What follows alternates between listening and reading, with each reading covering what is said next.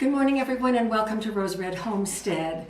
We love our community. Thank you, thank you, thank you, a million thanks for being part of our community, for helping one another and giving such good advice to each other. It is just delightful to see those responses. Today, we're going to carry on with food security and emergency preparedness. A lot of people like to have meals canned in a jar, and that's just great. Other people like to have ingredients separate so they can combine them in different ways, and there are a lot of us that like to do both. This is going to be an example of doing a single ingredient, namely carrots, and I'm going to can them in pints. And I'm going to start from the very beginning and go through step by step. We have a lot of beginning canners in our community, and we want to show them the correct procedures from the very beginning. And so we'll get started in just a moment.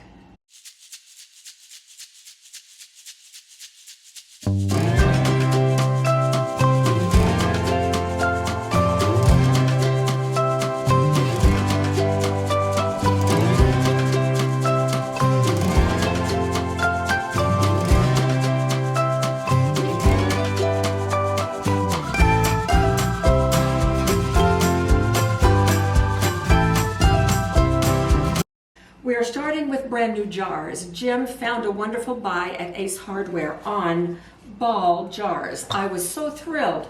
He brought home several cases, so we're lucky.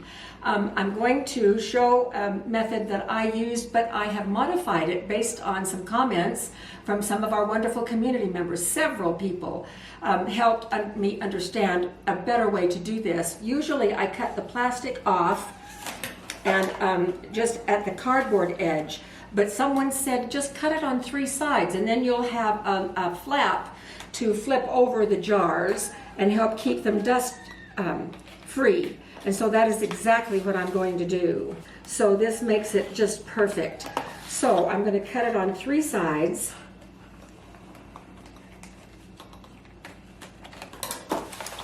And then we'll have this little flap that is hinged in the back and can flip back over the top. Now today we're going to be canning in the Nesco canner, and so I'm going to pull out 5 pints and we'll put the rest aside.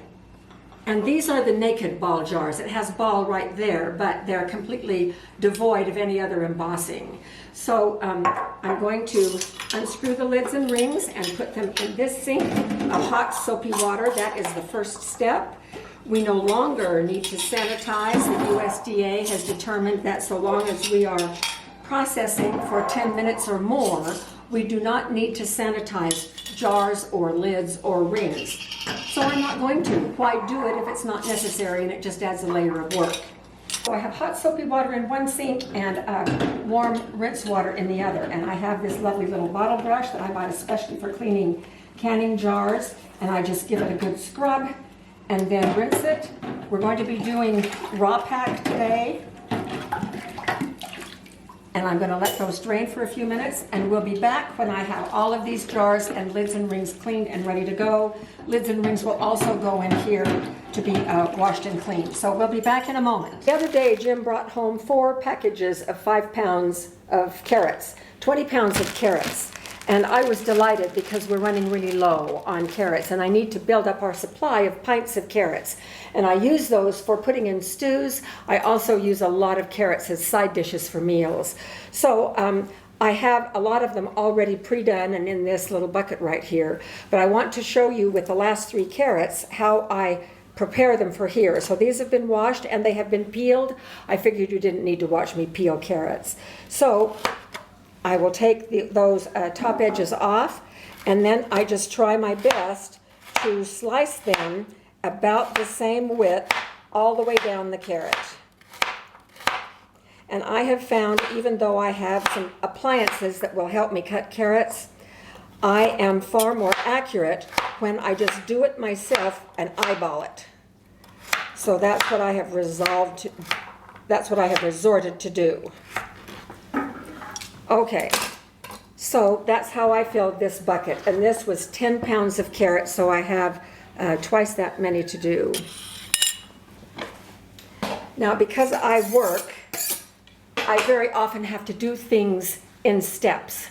And so a couple of nights I'll peel carrots, and then the following night, like is today, I'm going to go ahead and do the canning. We are using the USDA tested recipe, which gives us the choice of either raw pack or hot pack. And whenever I am given that choice, I will always opt to raw pack because it is easier. So these carrots are still raw. And I am putting them in these jars that I just took out of that hot water. So they're not, the jars aren't cold, but they're not hot either. They're just kind of room temperature. And I'm just going to fill up the jars, leaving good headspace, tamping them down. Okay, so the food comes up to about right here, which is about an inch.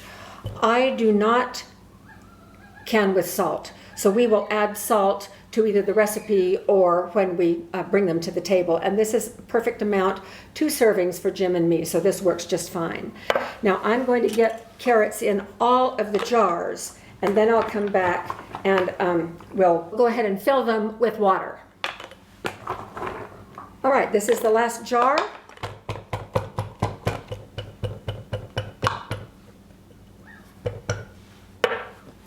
Well, we're not even half done with our carrots, so that's going to mean that I'm going to have 10, maybe 12 pints altogether. So about 24 pints, that will be fabulous to have by the time I do all the rest of the carrots. So what is next is I'm going to fill these jars with boiling water. Even though this is raw pack, the recipe calls for filling with boiling water. And I've had that water boiling in the background since we started. So I'm going to fill right up to the headspace line.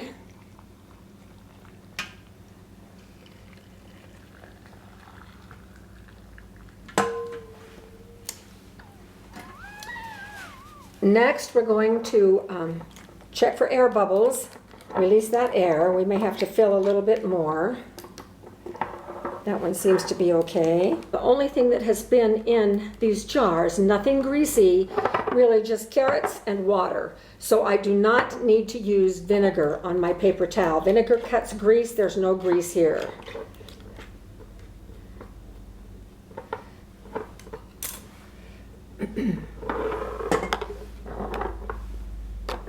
Right, we're done with this.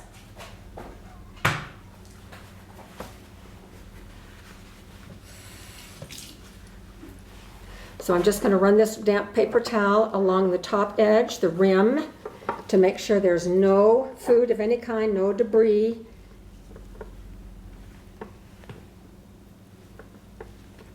And then we're going to put on the lids and the rings and tighten them finger tight.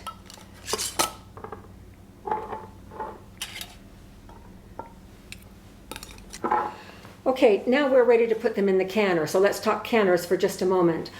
I'm going to use the Nesco canner today. I've tested it. I know it is safe for our family. It holds 5 pints. Whatever your canner is, whether you're using the Presto Digital or the Instant Pot Max or a stovetop canner like my Presto 23 quart that would hold 18 of these, you do the very same thing in terms of processing. It doesn't matter what your canner is. You follow the recipe that has been tested by the USDA regardless of your canner. So our processing time is going to be 25 minutes. And it just happens that I'm going to use the Nesco. So use whatever canner you have. And the instructions will be the same except for the unique operation of the canner. Now at this point in time, if you have not read the instruction book for your canner from cover to cover, please do that so you know how to operate your canner safely. So I'm going to, the next step is to put the jars in the canner, so I'm going to do that. I'm removing extra things that are stored in the canner. So now I have just the rack, and it is dry because the instructions on this canner say to put the jars in and then fill with 2 quarts of warm water.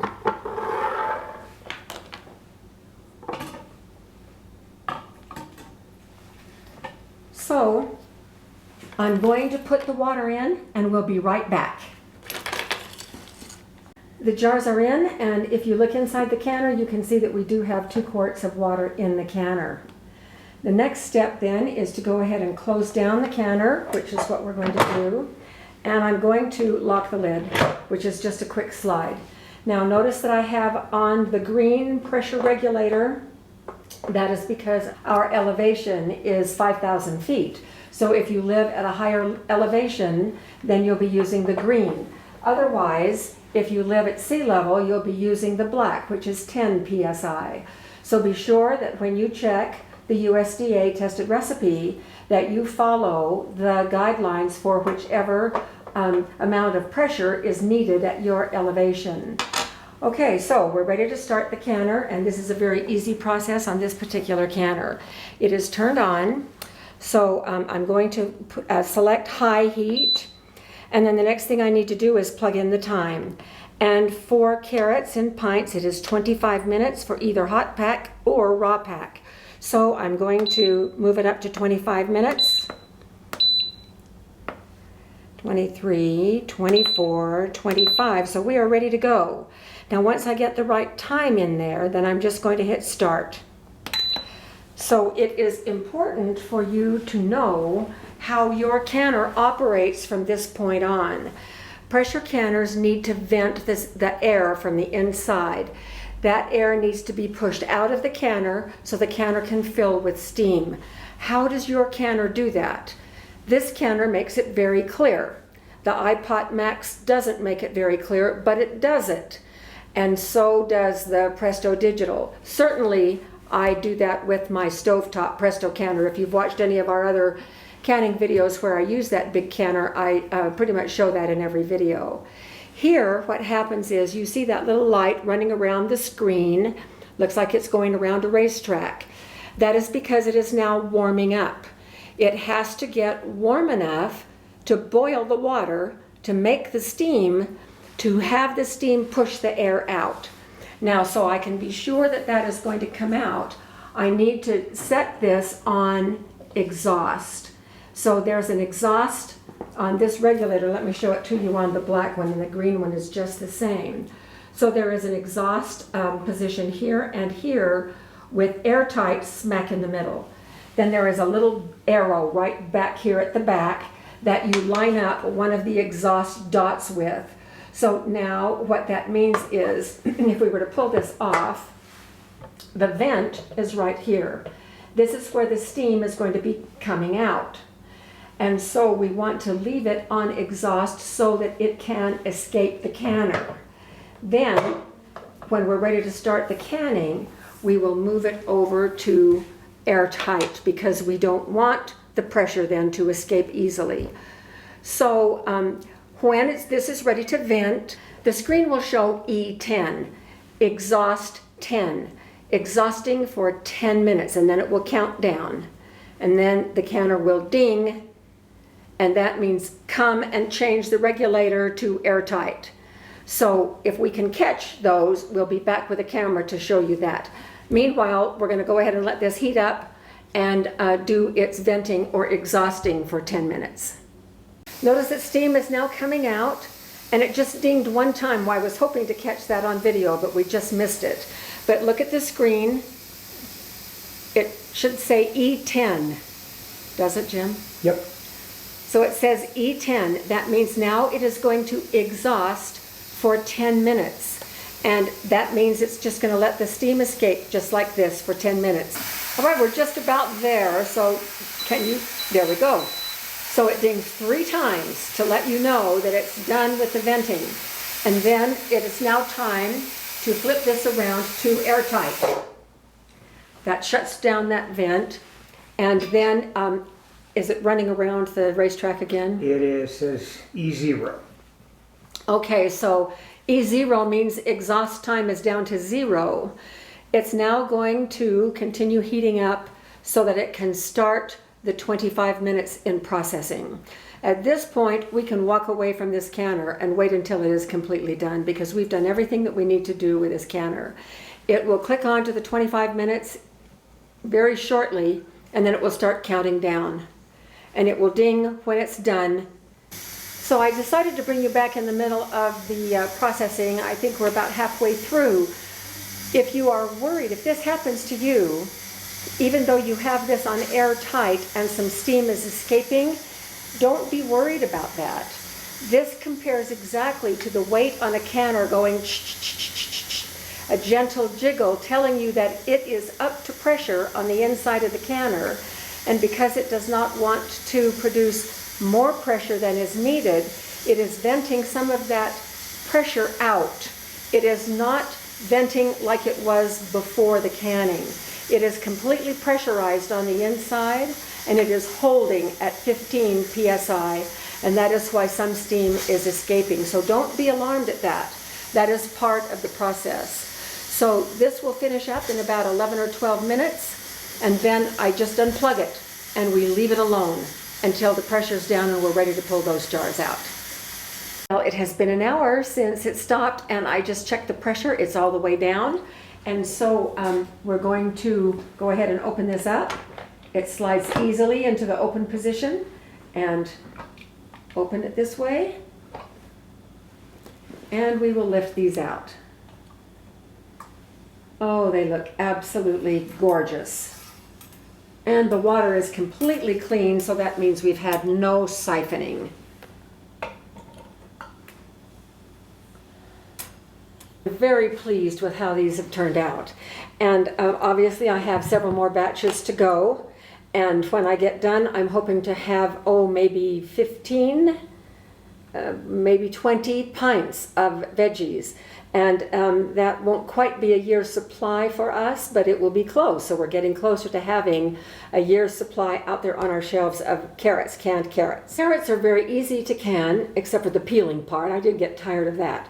But once you get them peeled and cut, it's a piece of cake to do. So I hope you try this and add them to your pantry. Thanks for joining us, and we will see you at our next video.